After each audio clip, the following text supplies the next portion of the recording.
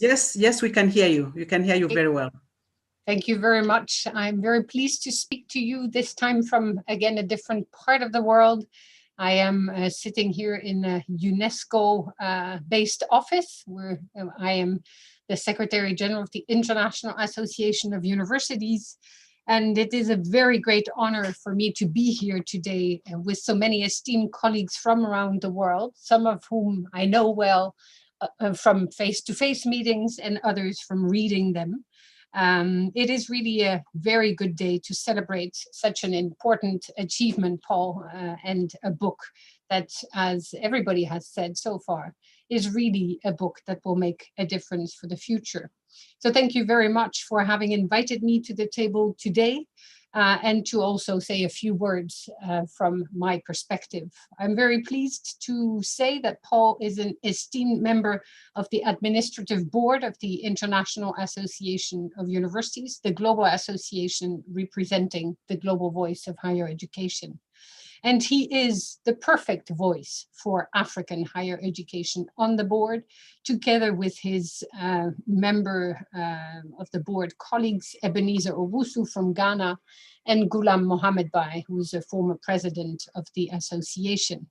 So his voice is definitely very important to really also make it possible to build bridges between different realities around the world and bring to the table what is happening as far as higher education is concerned on the continent, while, and that many have said as well, also building bridges to other realities, the Canadians ones that he knows so well, or the US ones, and many other systems that he knows from inside. So I thank you for the book. I had read various of your papers along the way, yet it is much better to have them here all together in such an impressive book. Indeed, in reading the book, I could concentrate as well on the different chapters that you have committed, I would say, on identifying what it means to develop a university in different countries in Africa, and maybe so specifically as well in Kenya. The book questions in a very nice way how African universities that were considered, as you say, costly irrelevances at best and political unrest at worst back in the 90s, and how they became over time, and specifically so since the early 2000s, essential to the creation of new knowledge economies and for the development of society. So it was fascinating to see how these chapters echo as many key conferences where the presentations initially were made, but they must have fueled numerous debates and must have made a real difference on the ground, as was said as well by the different colleagues on the panel today. I am sure that the book itself will resonate and will result in new debates and will again make a new difference for the future. It is fascinating to see as well how you talk about Africa on African issues, and at the same time, how you debate the becoming of society at large. I would read the book as well as an invitation to the reader to rethink the way in which individuals stand in the world and how they relate to one another, and to really become critical thinkers of their own positioning in the global reality. I particularly appreciated the important chapters debating the construction of Africa through the higher education systems and the different challenges that you highlight, how they resonate with and difficulty of institutional supply or the resource deficit, or how you face so many faculty issues, research challenges, and issues of outputs and how they can resonate and travel the world, and how then the leadership is also coming with specific leadership challenges. At the same time, you said so at the beginning as well, and some have picked it up in the conversation already, you put very nicely how to actually rethink the value proposition of higher education.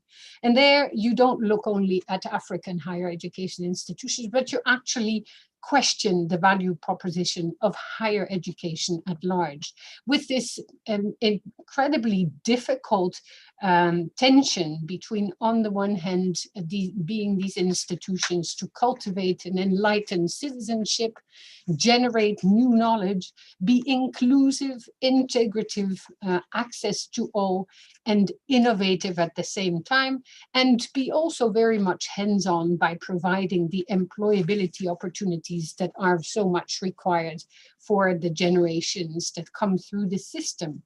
And so you advocate on the one hand for something that so many countries are struggling with, how to offer work integrated learning and experiential opportunities, and at the same time put at the heart and center of everything that we do as higher education institutions, and to put at the center of that value-based higher education, and to actually foster well-educated, open-minded, curious, critical thinking citizens able to connect to the local and to understand the global at the same time. And you give various frameworks around that, not the least Agenda 2030, the Sustainable Development Goals, the agenda with its philosophy, but you also recall Agenda 2063. You look at regional visions, and maybe it is also a very nice opportunity to connect what you're actually doing in the book through the various chapters with a broader discussion that is upcoming in the context of the upcoming UNESCO World Higher Education Conference 2021, and which envisages to draft a roadmap for higher education for the future. So the many topics that you put on the table, the various challenges faced, maybe more specifically in African countries, but also faced by other institutions around the world, the value proposition debate that is so essential to rethink everywhere, to actually also make sure that the different voices from around the table are at the table when we discuss the future of our society, because we should be equally involved from Africa or from Asia or from Latin America, North America, from the Caribbean, or from Europe. We should sit at the table as equal partners and look at how to build a future anew altogether. So you put at the heart of everything this importance of the global and the local challenges. And I very much like the way at how you portray the important different vision on internationalization of higher education through the lens of Africa. Something that you bring to the table very eloquently at the IUJ conferences in general and through the various webinars that we organize, or that are organized by other like-minded or different-minded, very good associations of universities around the world. So thank you for having this energy to always bring to the table and to connect the realities. So really, I think it is a unique opportunity to rethink what we do, to take on board the different perspectives that you share through the different chapters, and to connect the different continents. Somebody said so, it's a unique way to put on glasses out of North America in one of the papers and then look around the world, or you take on other glasses out of Kenya and you look at the world and similar questions, but from different perspectives. And that is a richness that not many people master, and that is really unique to this book as well. Many of the people, though, sitting around the table could argue they have these many glasses in their drawers as well. And that comes through what you also explain when it comes to the higher education construction in Africa, where people have traveled to many other countries already, or to Europe or to North America. And those exchanges gives such a rich new look on the world that we should all be envious of. And I think that the book definitely is a new stone into the construction of a reality anew that we all wish to co-construct together. So I thank you for this beautiful opportunity. I know time is short, and we would also like to leave a little bit of time for some discussion. I am just only pleased to be here. We will take the book to a next level, hopefully by also advertising for it in our networks. And I hope to welcome you and colleagues from around this virtual table today to maybe other discussions that I would be very pleased to co-organize together with you, Paul Zeleza. So thank you very much. And I look forward to some discussion if time permits. Yeah, thank you very much, Dr. Hilligje, for your